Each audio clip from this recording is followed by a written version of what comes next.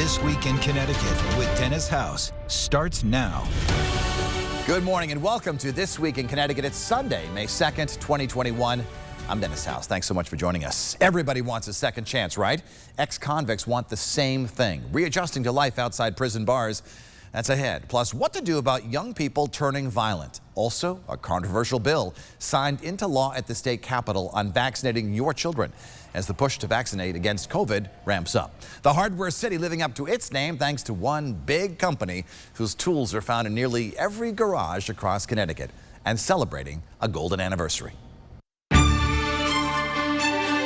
Peter Diaz is a free man walking across the Burr Mall in downtown Hartford. What did you learn in prison besides you never want to go back? Oof. Is there a life lesson you learned? Yes. Not to make the same mistake over again and stay away from knuckleheads. I caught up with my old friend Reggie Hales, the publisher of the Inquiring News, serving Connecticut's black community for more than 50 years. You try to stick to the news, the headline, do your job, but there's a many day where I'm in tears. I'm in shock. I don't think there's any way to prepare yourself for something like this. Her twin toddlers will be ready to enroll in pre-K September 2022. The same year, a new law mandating childhood vaccinations to attend school goes into effect. I spent about $25,000 a year on my daughter's education, and I'm happy to give that to the state of Rhode Island for private school for my sons. 486 COVID cases.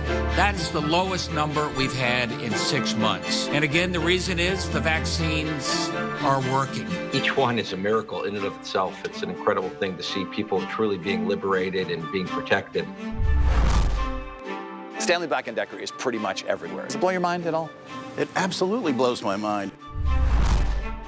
Richard Nixon was president. The Plymouth Fury was a hot-selling car when a new radio station named WPLR debuted on April 29th, 1971. What's the key to longevity?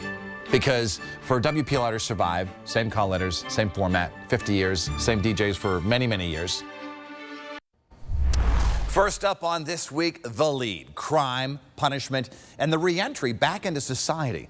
Startling figures paint a sobering picture for convicts released from prison. Nationally, 44% are locked up again in a year. Connecticut is slightly better at 30%, but that number increases in larger cities like Waterbury and Hartford. There is help for those getting out of prison. One of the oldest organizations in the country, based right here in Connecticut, helps those begin a new life beyond the barbed wire.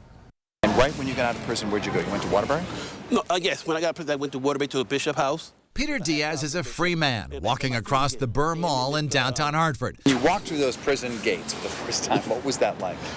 That's awesome. Freedom. Beautiful. It's like a different air. A far cry from the prison cell he called home a few months ago. What did you learn in prison besides you never want to go back? Oof. Is there a life lesson you learned? Yes.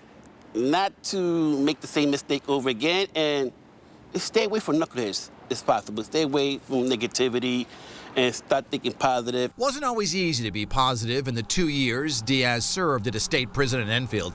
And his last day there was somewhat similar to this iconic scene from Shawshank Redemption.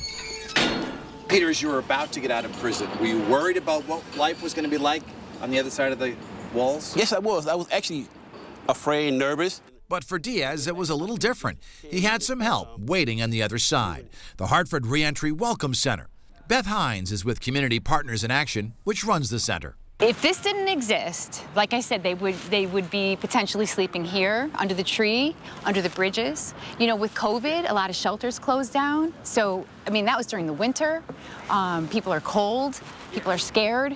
The center at Hartford City Hall has helped hundreds of former prisoners as they try to restart their lives. The first thing that we have to do is we have to stabilize them. So people that are coming to the Reentry Welcome Center, they might be homeless. They could be in need of immediate substance abuse and mental health treatment. And so we have to really kind of prioritize their needs. The Reentry Center was a lifesaver for Diaz. They helped him with essential supplies, a place to live, and career training. He now has a job as a cook. What is your message for the people of Connecticut watching this program right now who might be hesitant about dealing with or hiring an ex-con? To give them a chance, don't be afraid, and Learn how to talk with them and communicate with them and just figure them out. Don't go what you see on paperwork, because I think when you see a paperwork, it's not actually true. When you talk to a person face-to-face, you could tell the characteristic of who that person is in real life. But, you know, what I say to other employees, give those people getting out of jail a second chance. Don't be afraid. Now, the murder of a 3-year-old in one of Connecticut's most impoverished neighborhoods stunned us all. 2 teenagers are under arrest for the killing of Randall Jones. But what can be done to persuade teenagers from entering a life of crime and violence? Good to see you, Reggie. Good to see you, my friend. I caught up with my old friend Reggie Hales, the publisher of the Inquiring News, serving Connecticut's black community for more than 50 years. If anyone has his pulse on North Hartford, it's Reggie. Reggie, I've been reading your paper since I first moved to Connecticut back in 1992, and this headline in bright red print got to me: a shooting and death of a 3-year-old. How difficult was this for you to print? Because you've seen it all. Dennis, I'll tell you, you know, in this business, you try to stick to the news, the headline, do your job, but there's a many day where I'm in tears. The story of Randall Jones is horrifying. The life of a 3-year-old snuffed out instantly in a drive-by shooting. We have to figure out a way to prevent this from happening again. And so, how do we prevent it from happening again? Because some say the answer is gun control, but you walk around this neighborhood and people say gun control won't stop that. So what will stop it? It takes a different approach, in my view. It takes the powers that be to get down with a new team of people. Randall's funeral was excruciating for the North End.